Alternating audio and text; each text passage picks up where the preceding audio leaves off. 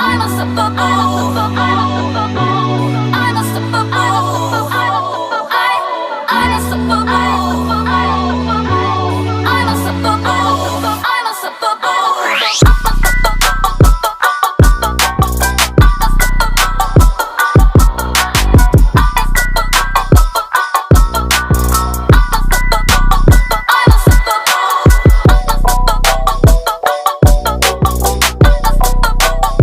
How you doing, Pretty Red? Looking good. You're looking good.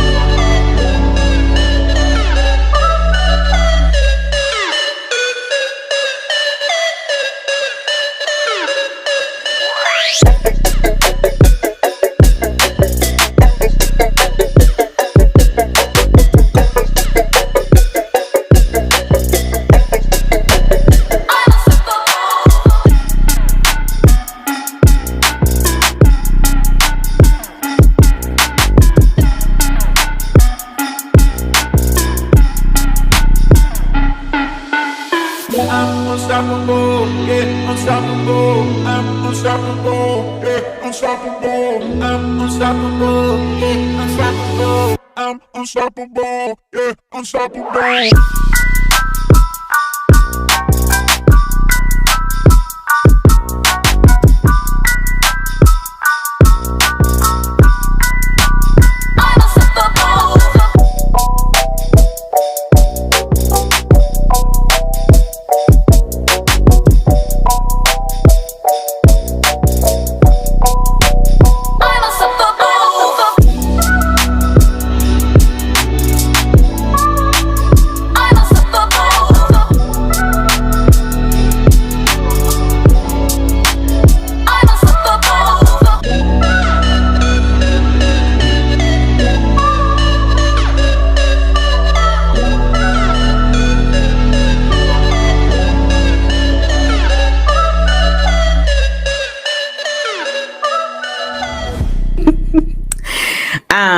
So of course we just went through all of these things. So you may have sensed that, something's wrong with your child and you take them to the doctor, you're getting them evaluated, you're hoping for the best, and then the doctor tells you, oh yeah, your son and daughter has autism. So then you're like, okay, at this point, from the time they say these words, well, really, the time you feel like something is wrong, you start to go through these stages of grief. It's never, clear cut. You may skip over a couple stages and go through, others, or you can, go right back to the first one. Sometimes I have experienced that. I went right back to denial at some point. But it's important that the most important thing is to be patient and kind with yourself as you grieve, because we have to look at it like, how can I say it? When you have your kid, the baby comes out, 5 fingers and toes, 10 toes, 10 fingers and all that. And he's so beautiful. She's so beautiful. And then in your mind, you have this thing, okay, my child is going to be this, my child is going to be that. And then when you hear a doctor or someone tell you that, no, they're not. They may never talk. They may never do this. They may never do that. You are literally experiencing the death of what you thought your child would be, what you aspired your child to be. Hearing that, I can remember when, doctor was like, my kid would never read. That's hard for a parent to take. So it's like you're experiencing death. So it's like so that's why I labeled this as, the stages of grief, because it's like you're grieving the death of the child that you thought you were going to have. So we're going to get into it. So, all right, the 7 stages of grief.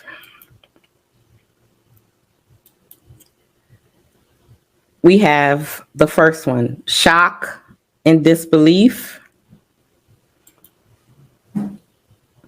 denial, anger, depression, bargaining, acceptance, and resolve to overcome. Ladies, do y'all see anything that needs to be added?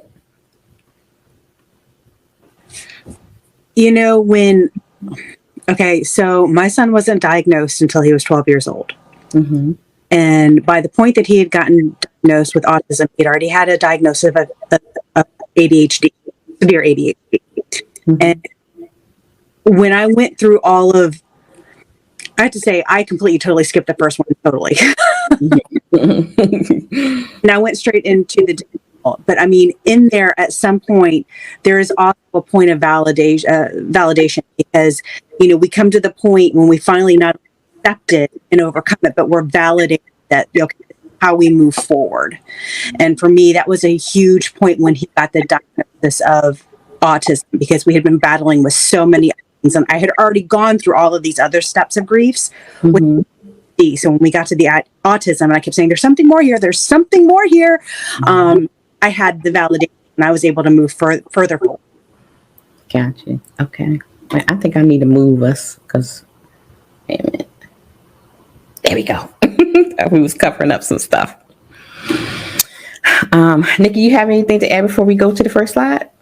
To add to what she said, to finding out at a later age for her child is important, because it does happen in different stages and phases. For people, a child can stop developing at 7, or 5, mm-hmm. or 12, like she said, or even 15. Yeah. So, her paying attention to her child and the differences between the behaviors, and like something else is going on here. It mm-hmm. can't just be, ADHD. So kudos to you for being an advocate for yourself as well as your child. And now we're on a road to resolve and overcome and get resources and, be better for him. So that's great. Okay, so let's go through shock and disbelief. Okay. The shock for me was, child, I don't know what that is. So stage 1, shock, disbelief. During this stage, you will feel confused, numb, disoriented. During this stage, in your mind, you may say, there must be some mistake. This can't be happening. And wait, what? And I was the wait, what? What are you talking about? Because I don't know what you're talking about. What is this autism? A lot of times, I think where the shock and disbelief come from is, especially when people, like some people do know what it is, and then they just can't fathom that it will happen to them. Y'all get what I'm saying? So,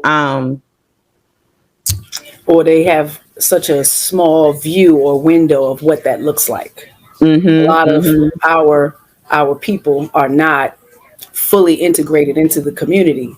So you right. may have had 1 or 2 people in your community who exhibited different behaviors, and they were considered, special.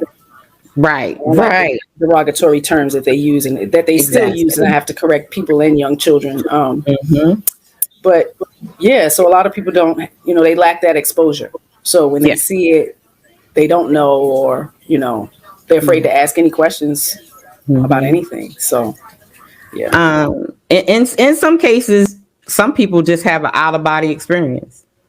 Like they just become detached from life, withdrawn from their loved ones, because they're literally in shock. Like, like you just hear something or saw something, or say if you got diagnosed with, cancer or something, you're just literally having an out of body experience, or some parents just go on autopilot.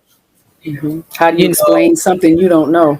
exactly. And so when you're sitting in the doctor's office and they're telling you this, like literally, some people just go blank. They're not hearing anything. All they heard was the word autism. They don't know nothing that they're experiencing right now. So my tip for parents at this stage is leave the meeting, allow yourself time to react to how you've heard.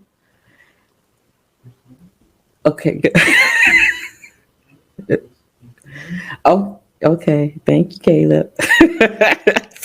Gentle giant. React to however you want to react. If you need to scream, you need to holler, you need to roll, you need to cry, take a long drive to cry it out, scream it out, whatever, do it. And then make another appointment to come back after you kind of process the initial shock.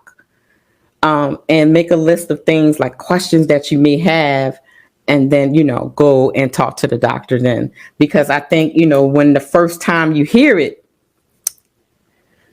you're not, some people just you're not there. So it is important to go back and talk to the doctor, because a lot of times, like in my case, everything she said went over my head.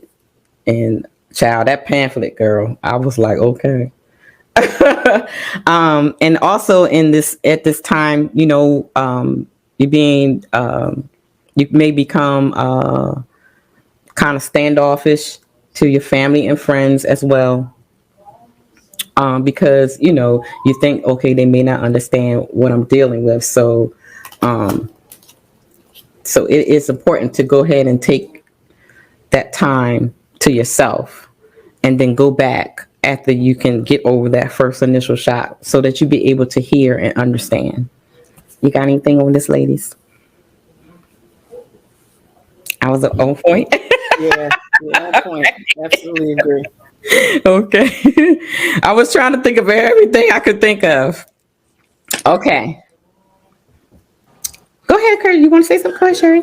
I was going to say, you had the advantage of at least getting a pamphlet. I didn't even get that. See? Yeah. So, and like I said, I didn't really have this shock and disbelief because, like I said, I knew that there was more going on. I already done a lot of research. But yeah, you got to step back. You got to take a breath, and you've got to let it sink in. Exactly. So this is stage 1. Stage 2. Denial and isolation. Guys, this is like the biggest one, especially with all the parents that I've been working with. Denial is the number one stage of grief that is so hard to get over. Especially in I know in the Black community, we're so quick to say, oh, the child is just bad. Or just beat it out of him, well, how we, I'm just saying, We have the good old country folk in my family, right? So you know what I'm saying. So it's like, child. So then when you hear something like that, we're like, oh no, he just get that baby some Robitussin, he'll be okay. So I mean, people think like that. So during this stage, you're dealing with denial. You're refusing to believe what has happened. We talked about that. That's sort of intertwined with the shock of it. Of course, you think there's a mistake, which eventually clear up. What we just saying, sometimes our families be like, oh, he'll be okay. He'll grow out of it. No, that's not how it go. Others will seek second and third opinion and some magical treatment or cure. Been through that. Looking all online, all in other countries, looking for all kinds of stuff. And of course, he'll grow out of this. He or she'll grow out of it. That is one of the number one things that I hear parents say. He'll grow out of it. In my family, it's let's beat it out of him. Yes. Exactly. Exactly. Isolation. Now this one can be kind of tricky because a lot of times you say my child is the only one who's not acting appropriately. So a lot of times I see a lot of moms, they shun from taking their kids out because they're afraid of what people will look at the child's behavior or something like that. Um, they isolate themselves at home, like they'll stay home with the kid. They don't do anything. They won't take the child out because they're afraid of what other people will say about their child's behavior.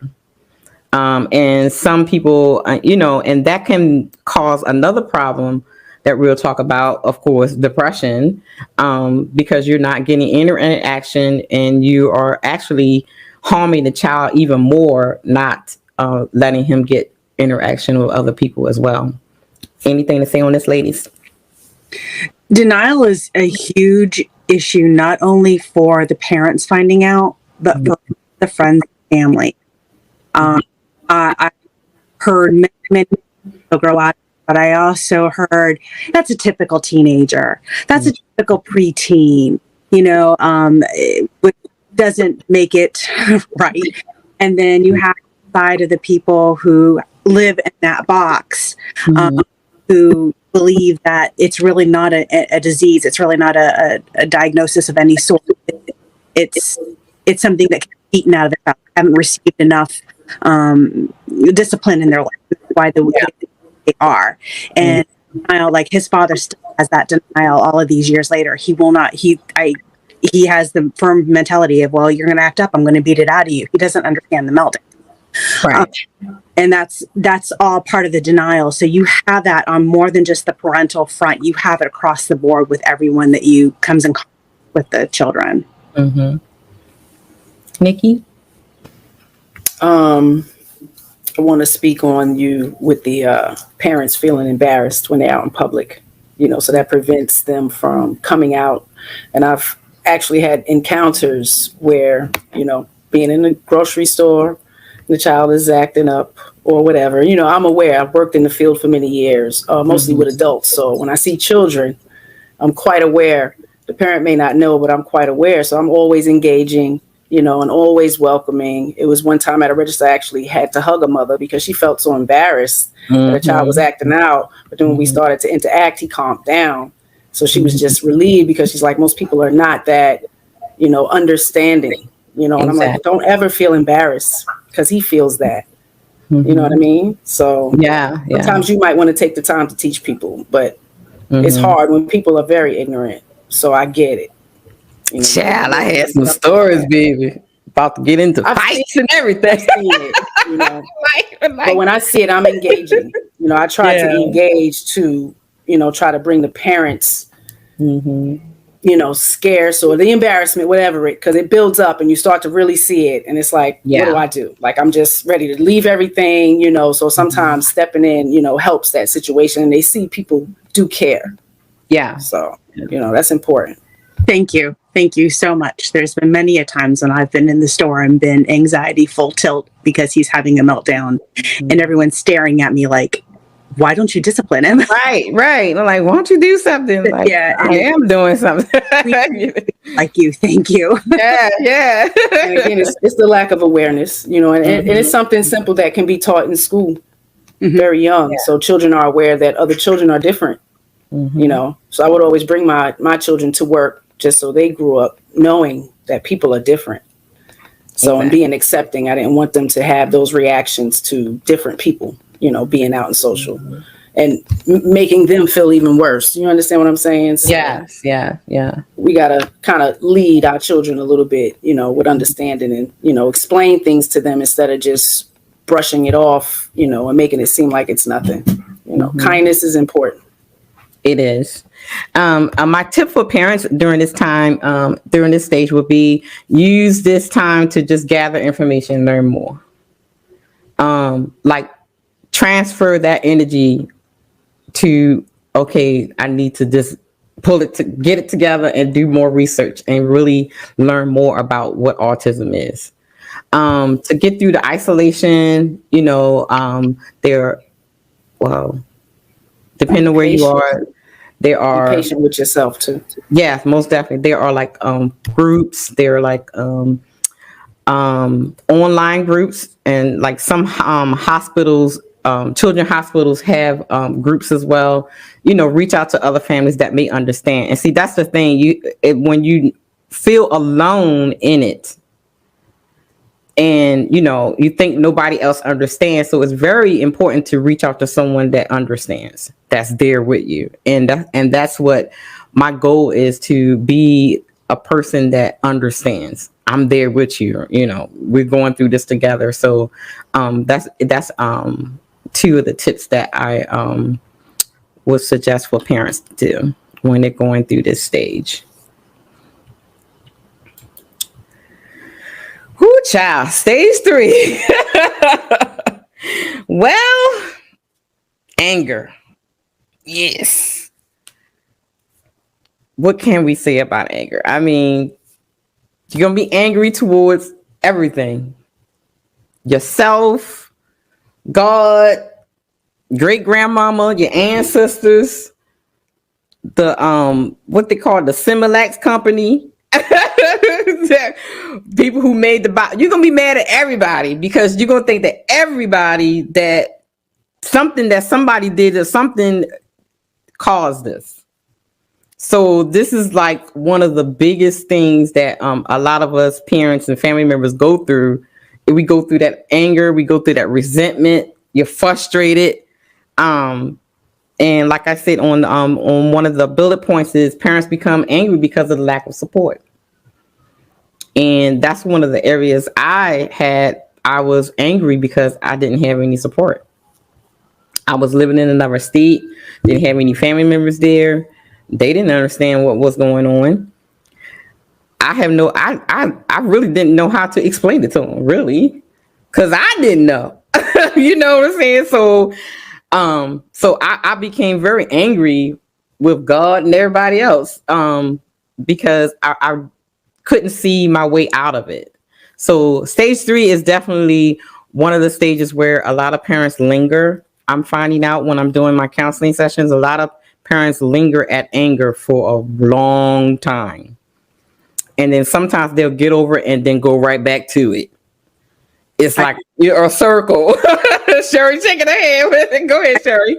All these years later, I still have bouts of anger. Mm-hmm. And like you said, it's from a lack of support, because I'm a single mom doing it all on my own. And you know, and I get so angry. I get angry at God for making this happen. I get angry for not being able to do something about it to, you know, to make things better for him. I get angry at the school. I get angry at me, and it like I said, and it's a vicious circle. And you think you get over it, and you get through all of these, you know, different grief cycles, and then all of a sudden, a year or so later, something will happen, and Yeah. back in the shower crying. Yeah, exactly. Yes. Like, I mean, and quite honest, you know, from my perspective, you really don't get over any of it, because it's like a cycle. It's like a vicious cycle. You're going to go over it over and over again. Like you said, it's going to be something that will pop up, and then you're angry again, or you're depressed again. So yeah, it's yeah. We have a comment in the so Tata said, hold on, let me pull it up. I can read your comment. He says, when it comes to anger, how do you keep from going into a downward spiral? Anybody want to answer that? If I can catch it after I've had my cry spell, because I've got to get my cry spell out. I locked myself in my room, in the bathroom, whatever.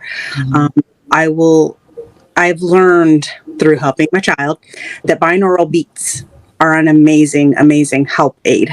They're a meditation aid, and I will just put those into those and let my body absorb on them to kind of bring myself out of them, because there's different beats for different things. There's calming, there's sleep, there's positive. Yeah. I will find the positive ones to kind of regroup and get my body back on the right path. Nikki, do you have anything to not let your anger go into a downward spiral? Do you have any tips to not?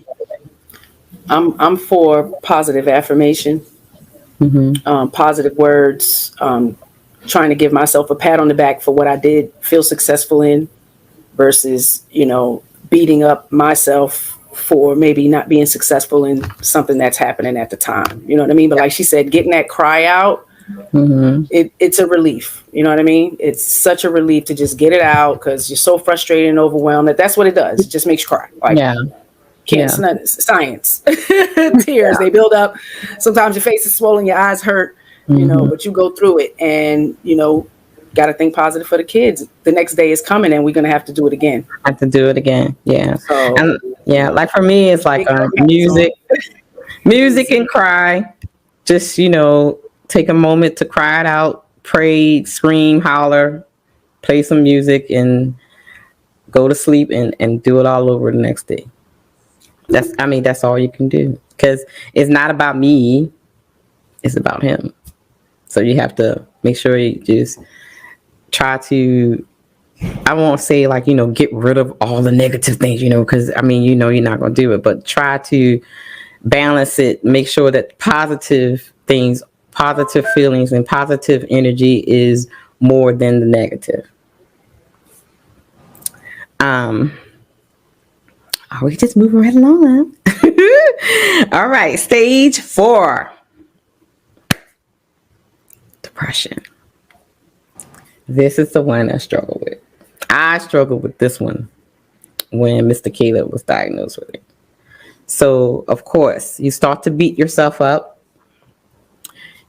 You're blaming yourself for your child's diagnosis. I went through that. I literally sat down and wrote out like all the things that I would eat, that I was eating during pregnancy. Like where I bought clothes, what I was, like drinking, what, where I was living. Did they have lead in the house? I went nuts because I'm thinking like it's something that I did that, that caused it. And like, just investigating the landlord, just thinking that they put something in the water. It was wild. I told this story like this is when I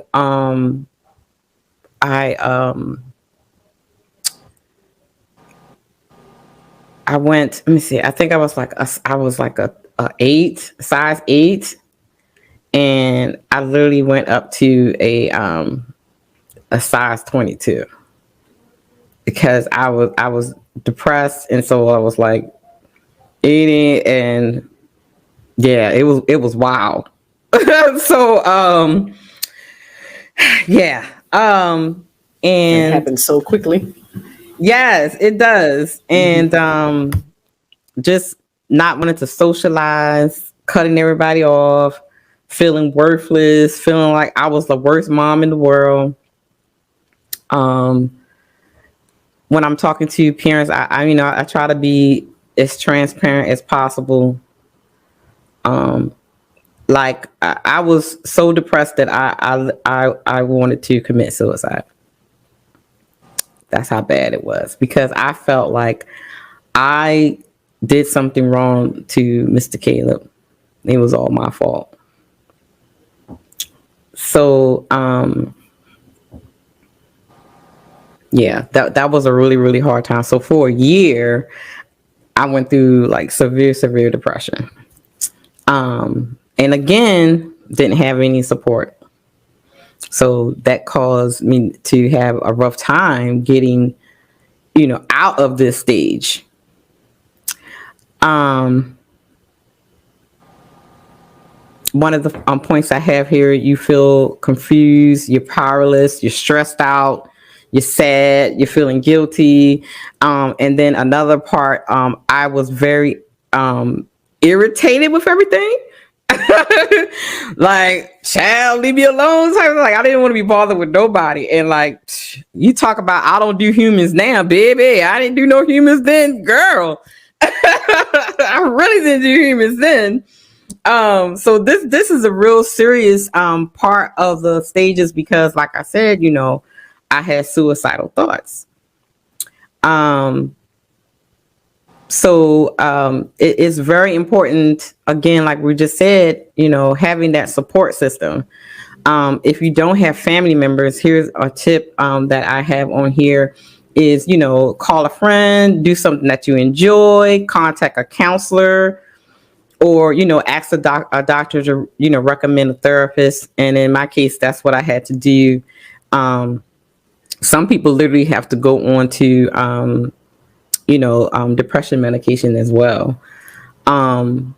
During this stage, don't be afraid to talk about your feelings. And that is one of the things I find a lot of the parents that I work with, they don't talk about their guilt feelings, or they're afraid to, confront, how they feel, what they believe at the time, because they may be going through depression and still be in denial. Y'all get what I'm saying? So it's very good to, talk with someone.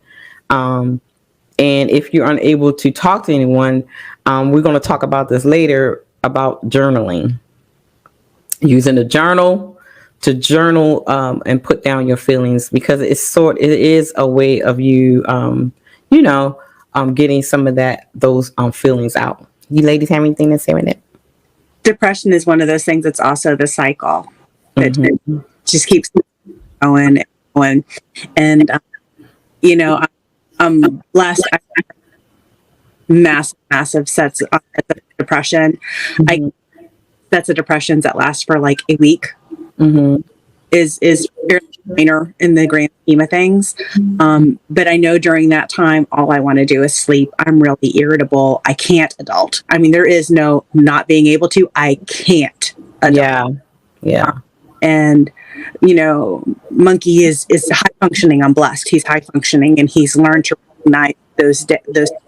And when he was little, he would actually get in bed with me and play cars on me. So bless his heart, he was doing what he could to try to bring me out. Yeah. But it's really hard when you find yourself falling into that rabbit hole. And, and like I said, mine are very short, and I can bring myself back out. I have, my mom, who is a blessing. And like I said, Seth is the most positive, upbeat kid you'll ever meet. And he is the most caring kid as well. So he gets really, really worried when he sees me go down that rabbit hole. And that's when he, just everything he can to get me out of it. But you've got to have somebody there. I mean, when you don't have a support system, it's really hard. You have to have an open line of communication with your doctor, friend, a family member, even a group, a Facebook group, somebody that you can just spill to. Yeah, exactly. Nikki?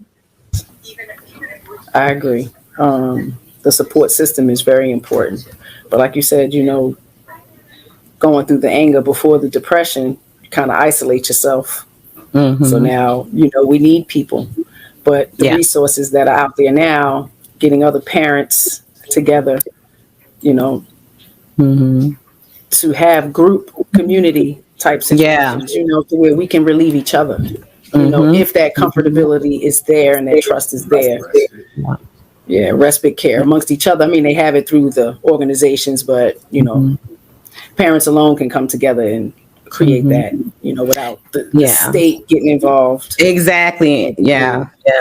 And that was one of the programs that I had in New Orleans, was that, not only would I have like play dates for the children, but I actually had dates for the parents. We would have the kids we have like a kid sitter. We had some students from the college that will watch the kids or the young adults, while the parents just had a woosah moment and not worry about little Johnny or little Sarah. They were having a ball, and it was a moment for the parents to just have a moment to talk about adulting, have a drink, have some food without chicken nuggets, that kind of thing, and it really, really helped a lot of the parents, because, we are so focused on the children, we forget about ourselves. Hold on one second, guys.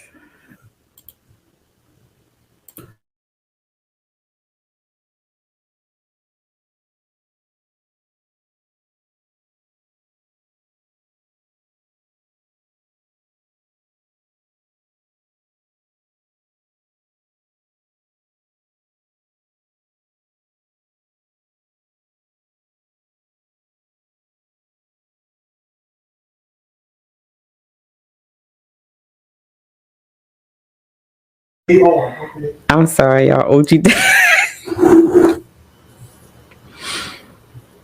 Child. OG Dad always like, you see, I'm doing productions right now. He needs something. No, he just want to ask me a question. Add his 2 cents. Come on, OG. No, he just 2 cents he wants. I cannot, y'all. Okay, let's get serious.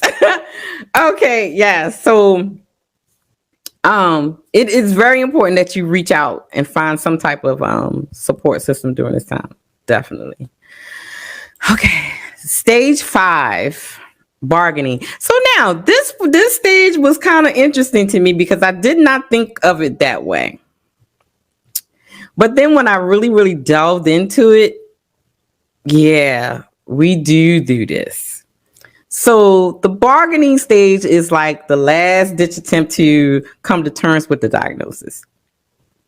After a while, the parents start to bargain whether a higher power, what we believe, whoever you believe in, God, the universe, spirit, Muhammad, whatever, you start to bargain with them. Like, Lord, if I do this, heal my child. If I do that, Lord, please, take away the autism.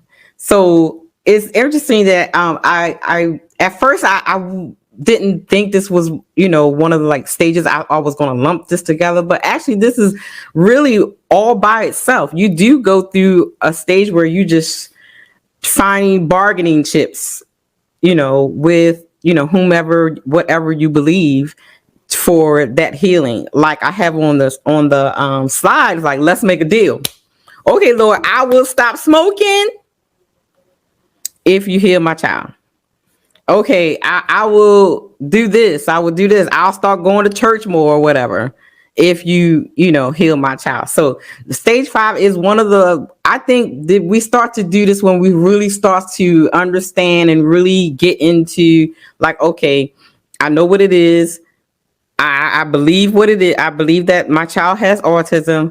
Now, I need to figure out a way to get rid of it. And the bargaining section is like, when you're trying to make a deal, strike a deal with, whom you believe to do a miraculous healing of your child. Like, okay, God, I'll become a preacher if you if you heal my child. So this is one of the stages that we do go through, and it may not be as you praying to God to heal your child, but most people do.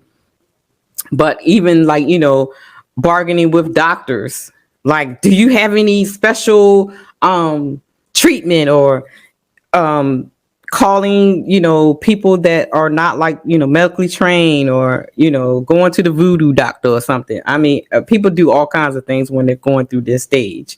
What you think, ladies? I don't remember going through this stage. I honestly don't. But like I said, he was diagnosed later in life, and already had chances to research it and know what was going on. So I know I've done the bargaining to try to make the ex-husband accept it, but that didn't work either. So. Right, yeah. Yeah. Nikki? Yeah. I mean, it's definitely a part of the stages of any grief. So absolutely, I'm sure that goes hand in hand.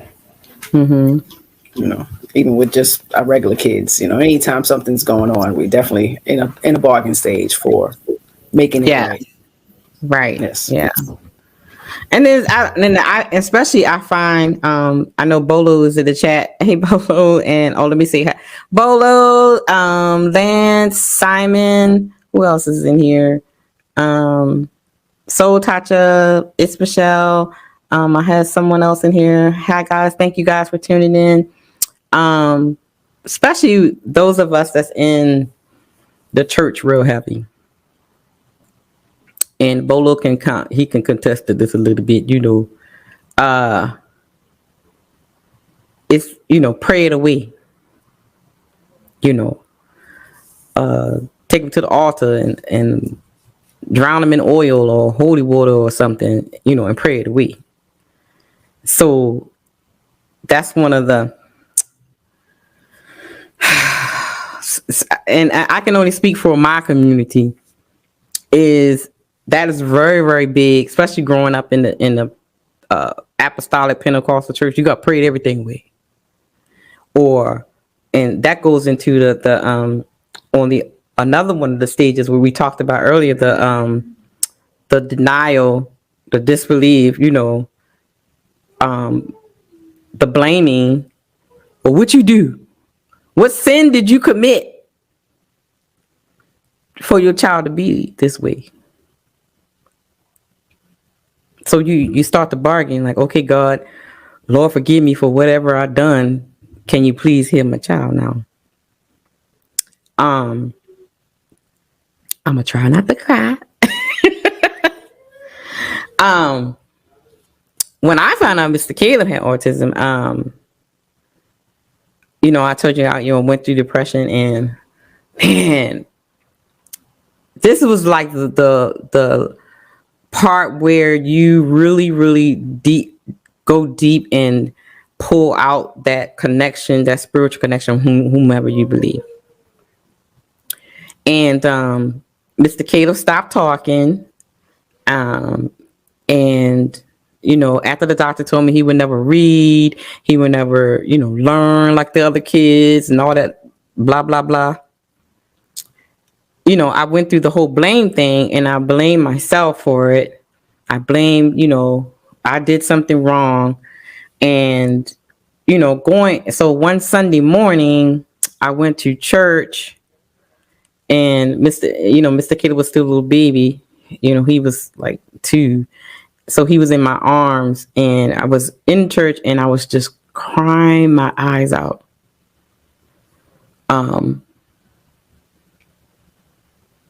Because I'm thinking that something I did wrong that caused him to have autism. I mean, when I say I was crying, boo-hoo, snot, I didn't care. And Mr. Caleb was in my arms at the time. And it was so ironic that the message that the pastor was preaching, he said, when the scribes and Pharisees brought a deaf and blind man to Jesus and says, who sinned, the mother or the father, to cause this man to be deaf and blind? If anybody know the story, Jesus says, neither. He's this way for my glory. And when I tell you, I'm trying not to cry. Mr. Caleb was sleeping, but at that point when the pastor said that, he wiped the tears off of my cheeks and placed it on his lips. And right then and there, it was like God was telling me, oh, he's going to talk. And lo and behold, yes. Mr. Caleb is not, he started talking like a month or 2 later. So I go to say this, to say that,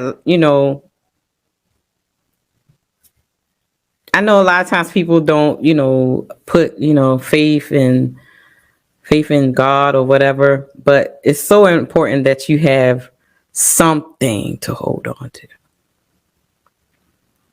And I have to say that at that moment, me and Mr. Caleb's life changed for the better.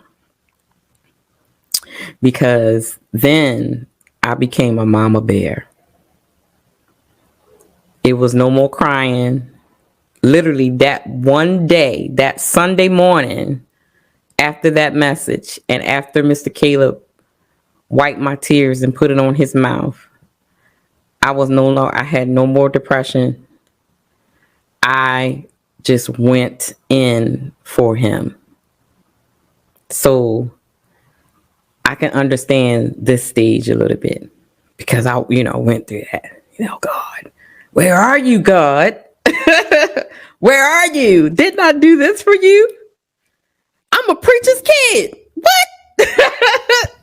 Amen. What? Okay. I'm a pastor's kid and you gonna do this to my baby? What? No. What did I do wrong? So yeah. Stage 5. Yeah. I did go through that stage. Ladies, got anything on this one? No, you did great. That was absolutely great testimony. Yeah. Yes. So, I mean, yeah. Look at him now. Oh, Lord, right? So, my tips for parents will be talk to family and friends about your bargaining hopes and join a support group. They may be able to provide you with some perspective as well as support you with your woes of being, you're going to be disappointed because, the bargaining thing is not going to work. So let's go on to the next one. We almost rolling through. I'm thinking I might have to do like a part 2 to this video call because this, yeah. All right. And I know it's green, but the child is like being, yeah, here he is. Yeah, he won't leave me be. And that's okay. All right, guys. This is the one that we hope to get to quicker than later. Stage 6, acceptance and hope. Acceptance means that you feel some control over the situation and your feelings and about the diagnosis. Acceptance also means that you are beginning to look at your child and see the person and not the disability. That is one of the main things that I preach. Is that you start looking at your child as a person and not autism. I would never, one of the things that I've always put in my mind after that Sunday is that I'm never going to treat Mr. Caleb like he's disabled. I'm going to treat him like a regular kid. And that, because a lot of times when we label our children, they feed off of us. So they may want to become better, and make those milestones and things. But because we are just constantly looking at them like, oh no, oh, look with those kid glove hands, you know what I mean? Y'all get what I'm saying? So, it's important to see your child as a person and not just, autism. Because in the long run, it's not just going to hinder you and his or her development, but it's also going to hinder the child as well. If you constantly, that's all you see your child as autistic. And I think a lot of parents turn around and do that to their kids. Yes, a lot. It's funny because, I'll see, monkey against another child who's the same level autism, and while they have differences, but they're the same level autism, but the other kid can't do half the things that Seth can do simply because I have pushed Seth to be as normal, I'm not using the term normal, no one's normal. That's for sure. Push the kid to be as, as productive in society as he can be, because let's face facts, we're not always going to be there for them. Exactly. And if I do everything for him all the time, he's never going to learn those skills.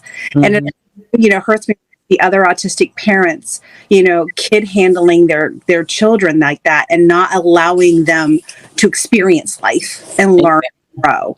Mm-hmm. Mickey? Yes, I agree with you, ladies. Again, I worked in the field for many years, and a lot of the guys I've worked with were much older. So I got to see the parents in their older years, the 70s and 80s, like you said, in full acceptance and, don't wear their child's, disability or intellectual disability on their shoulder. These are, this is what he likes, this is what he does, he works, whatever the case may be. So just them being individuals, accepting that is awesome. I get to see the later on years. Y'all guys are still pretty young, so to see that growth and the love in the parents and the child, prosper so much throughout the years, because there's so many programs that when they do age to a certain age, they can live independently. So it's so many resources out there now. Yes, acceptance is beautiful. Yeah. And, acceptance is also means that you realize that there will be days filled with anger or grief and days that you will have strength. When we talked about that, we're going to be going through this cycle. One day yes, go ahead, Caleb. Caleb got to go. And then we're like, oh, my baby. Hey, you're gonna do that. Some days you're gonna feel like mama bear, and then the next days you feel like a little cub, and you want to crawl up on somebody and cry. I've had many nights where I just cry all night long because I'm like, oh my God, what's going to happen? Oh, he's getting so big now. He's a teenager now. Oh my Lord, so. Yeah. So, and acceptance means noticing that you are fighting against and validating your desires to fight against it, or reorientating yourself to the reality of the moment you are in. That means, accepting your reality where you're at. Like, we're not doing a metaverse and stuff. Okay. So, and, also, this is a stage where you start to feel some hope. There is hope. You're getting the information that you need. Your child maybe now starting to get, therapy, the services they need in school and things like that. And then at this time, you probably see like little things that he or she is doing, like, oh yes, he can do these things that the doctor said he would never do. So this is a very positive point in the stages where you can, how can I say it, see the light at the end of the tunnel, so to speak. I love the comment that Trash Can just said. He said, autism can be a power when the child got a mother like you behind him, pushing him. Oh, thank you, Ocean. And I have to say, many of these guys have some awesome superpowers because they can read the BS and a lot of you people out there. Yes, they can. That's one thing about them that I always love: the honesty. Child can be no lies. No lies. Yeah. Okay. Oh wait, y'all! It's story time, y'all. We're gonna talk about Mr. Caleb. Story time, Mr. Caleb. That is so true. Mr. Caleb can read you. I'm gonna tell you something. If like a man that has a wrong spirit or something around me, oh, Mr. Caleb gonna put space between me and that person. He is not gonna let you come near me. Don't say nothing to me or nothing. Like, no, okay. he was not. I can remember. So we didn't do all this, and so you always gotta have a little old pervert neighbor. He was like in his 70s, but he thought he was pimp daddy, And so he kept knocking on my door asking for sugar and salt and all this kind of stuff. So one day he asked for, so he came to the door, knocked on the door. So I opened the door and Mr. Caleb came flying out his room and slammed the door in the man's face. And he was like, no, okay, no. Mr. Caleb was not having it, y'all. He was like, you get away from my mama, dirty old man. You said, stop coming to ask for sugar and shit. Right. Caleb was like, no. Oh my goodness. But they do pick up on things though. They do. It's like their spidey senses are heightened more than anything else. And I have to say, like, the ladies know Mr. Caleb is like the Credible Hulk. This boy has the strength of 99 people. Seriously, like this whole thing with his foot and stuff. I'm telling y'all, it took 7 nurses, him being restrained on the gurney, 2 doctors, Me, Pop, and this boy still was moving the gurney. They were like, does he play sports or something? Like, no. They was like, he is strong. So I got me a superhero, y'all. I'm trying to tell you. So yes, they do have superpowers, trash can. They do. Even the nonverbal ones. Yeah. Let me tell you, you never know what's going on in their minds inside. Exactly. I took care of a lot of many. Yes, that's right. Man said deny like a Visa at the Dollar Tree. Yes, he denied that interest, baby. Yes. Kenna was like, no, not today. So this stage that we go through, this is, like I said, it's like the light at the end of the tunnel. And so we get to the final stage, guys. Uh-oh, did I go? Ooh, sorry. I'm missing one, but okay. One of my slides is gone. Oh, there it is. Oh, okay. This is what it's. Oh, I'm like, where's my slide? Okay. So,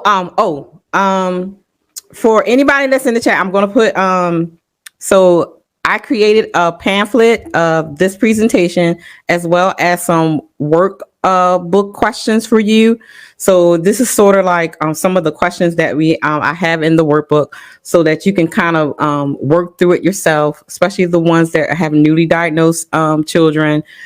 This will be very helpful to you. So these are some of the reflection questions that I have for parents when they're getting to from stages 1 to 6. So here's some of the questions. What aspect of my child's true identity am I not fully accepting? What part of the diagnosis I'm still having a hard time accepting? And in what ways, if any, am I secretly hoping that at least some aspects of who my child is will go away, or he or she will become normal one day? That's very, very important. And another question you should ask yourself is, do I have any biases in regards to autism? This is very, very important questions to ask yourself so that you can get to full acceptance of the autism diagnosis. Again, I'm going to put the information in the at the end of the presentation, so that those who want the workbook and a copy of the presentation, I will send you a digital copy. So let's get to stage 7. Resolve to overcome. This is when you have a new perspective, you regroup, you reorganize, you do your research, you take it, you're doing your thing. You're doing your mama bed. You have, and some of the characteristics of resolution is you have a sense of relief. You got renewed energy. You're like, yes, we about to do this. You're sleeping better. You're eating better. You're learning to laugh again. You're being more social again, because now you come to an acceptance, and now you're at a place where, okay, it is what it is. I know what I need to do for my child to help him through his journey. And so let's do this. And this is the time where now a lot of the parents really get down with it and take action and move forward for their child. So resolve to stand up for your child. There are 7 principles that can be applied to serve as an effective advocate for your child.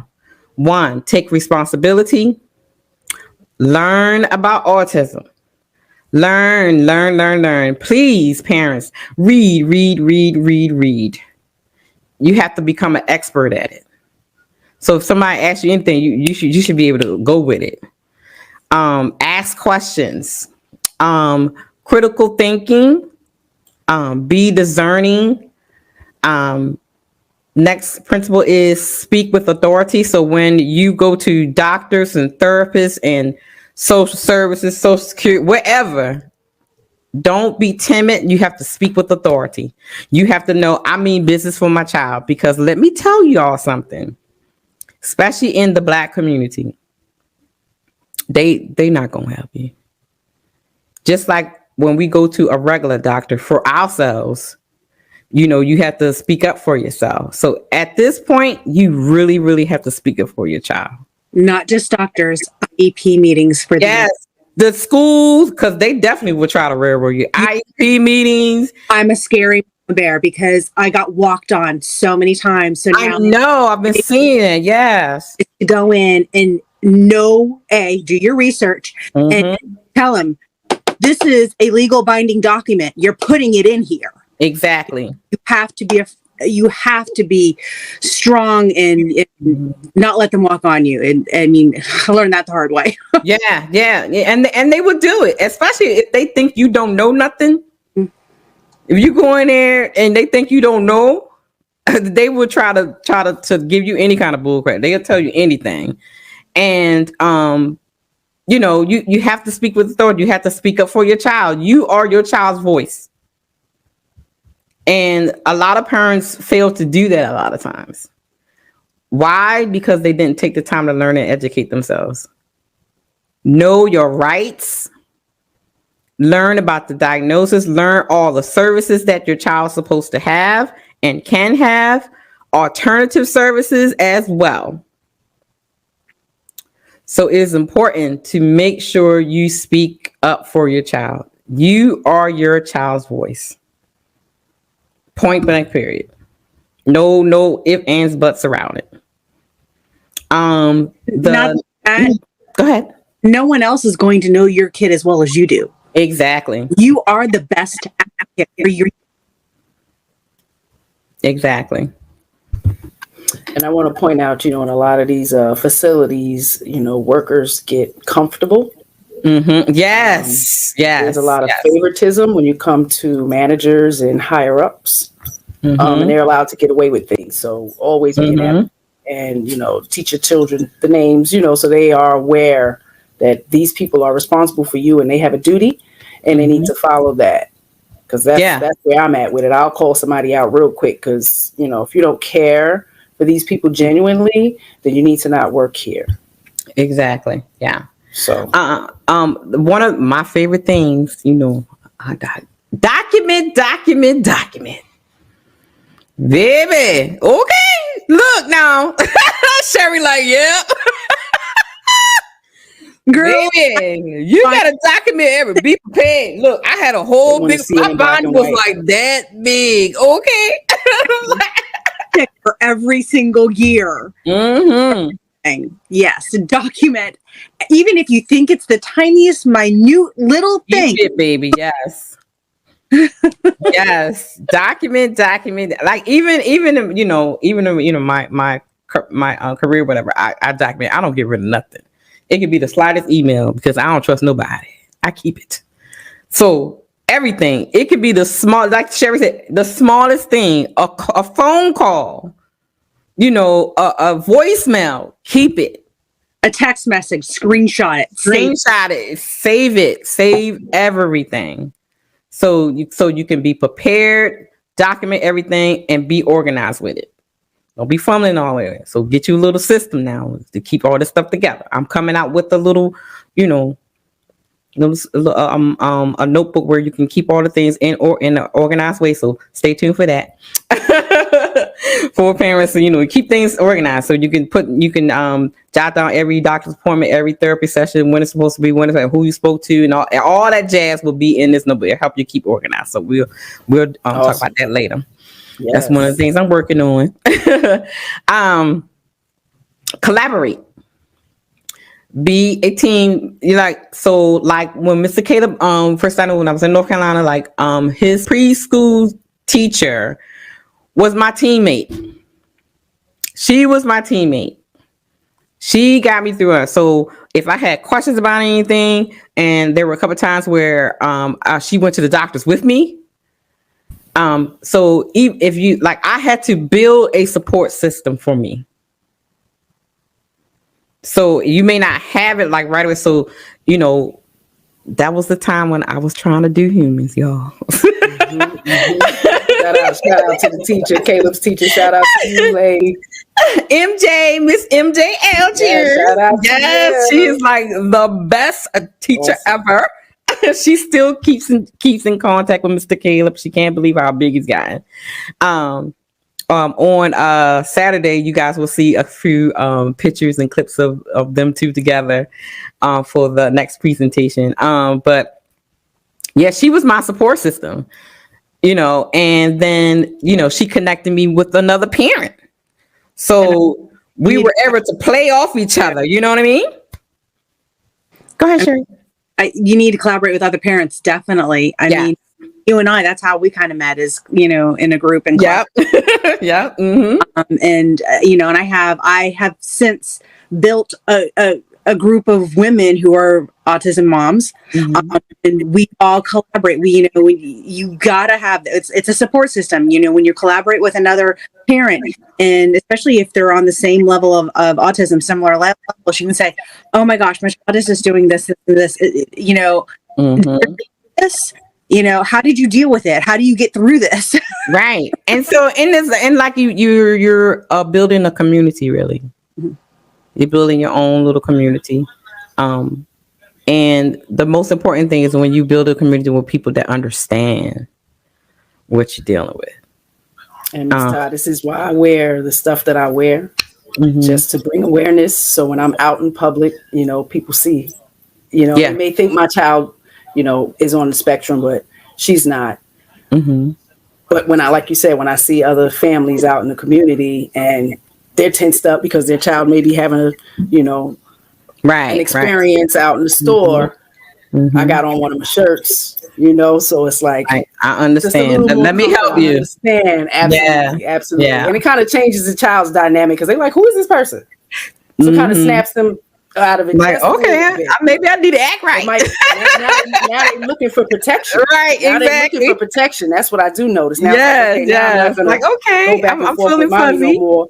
I want her to protect me from this lady because who is she coming over? Why is she talking to us? Then it eases, and he might still wind up having the fit, but it calms her a little bit. And I say her because usually it is the mom. Yeah.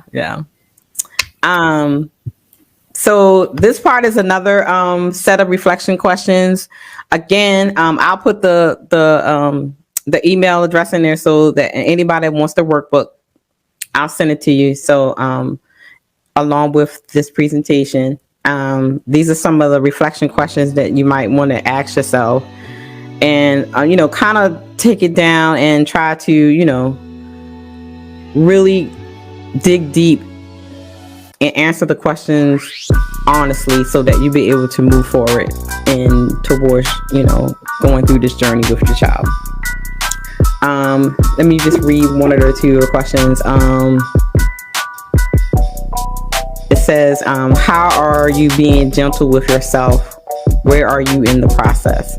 And we talked about that, being patient with yourself. How are you doing? How are you doing? Because we are so concerned about the child, but how are you doing, Mom? How are you doing, Dad? And that's one of the things we need to really yeah. So these are some of the questions that that's in the workbook.